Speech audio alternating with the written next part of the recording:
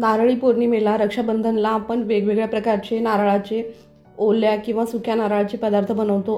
आज आपण नारळी पौर्णिमेनिमित्त खास ओल्या नारळाची खीर केली आहे। अगदी स्वादिष्ट बनते। तुम्ही अनेक वेळा खीर केली असेल, पण या पद्धतीने करून बघा। तुम्ही नेहमी याच पद्धतीने कराल। ओलं नारळ घेतलंय। जर तुमच्याकडे ओलं नारळ नसेल तर सुकं नारळ पाण्यामध्ये भिजवून ठेवा अर्धा तास आणि ते वापरा। मी अर्ध किसून घेतले आणि अर्ध्याचे तुकडे केले आणि 2 चमचे तांदूळ स्वच्छ धुवून घ्यायचे किंवा मग भिजत ठेवा अर्धा तास, तेही चालतील। त्यात वेलची पावडर आणि 2 चमचे मिल्क पावडर। ह्याने छान दाटसरपणा येतो खिरीला आणि खव्यासारखी छान टेस्ट येते। आता हे छान मिक्सरला वाटून घ्यायचं आहे। तांदूळ आहेत आणि खोबरंही आहे। हे पहा मस्त दाटसर वाटून घ्यायचं, अगदी बारीक नका करू। आता कढईमध्ये 1 चमचाभर तूप टाकले। तूप वितळल्यानंतर जे आपण वाटण केलं होतं मिक्सरमध्ये ते छान तुपावरती परतून घ्यायचं आहे, म्हणजे तांदूळ आणि ओलं खोबरं छान परतलं जाईल आणि त्याला छान टेस्ट येते। त्यातला कच्चेपणा निघून जाईल आणि जे किसून घेतलं होतं आपण तेही टाकून घ्या।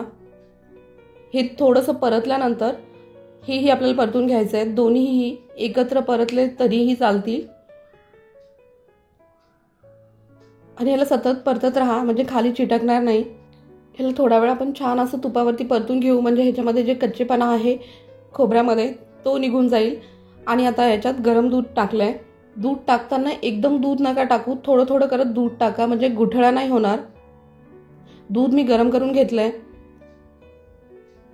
हे पहा, थोडंसं दूध टाका आणि फिरवत राहा। एकदम दूध टाकलं तर खाली गुठळ्या होतील आणि खीर आपली करपण्याची शक्यता असते, कारण गुठळ्या तशाच खाली राहतील। शक्यतो जाड बुडाची कढई किंवा पातेलं घ्या, म्हणजे खीर करपणार नाही। तांदूळ टाकल्यामुळं खीर लवकर करपण्याची शक्यता असते, कारण जर आपण विसरलो ढवळायचं त्यामुळं।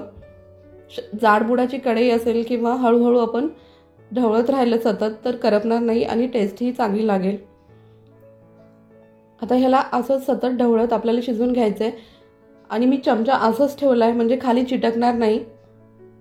एक 5 ते 7 मिनिटांनंतर तांदूळ लगेच शिजतात। हे पहा, दाटसरपणा आला खिरीला आणि खोबऱ्याची ओल्या खूप छान टेस्ट लागते। तुम्ही आता तुमच्या आवडीनुसार ह्याच्यामध्ये साखर टाकू शकता। मी अर्धा लिटर दूध घेतलं होतं, त्यानुसार अर्धी वाटी मी साखर टाकली आहे। तुम्ही 1 वाटीभर साखर टाका। याच्यात मिल्क पावडर पण आहे।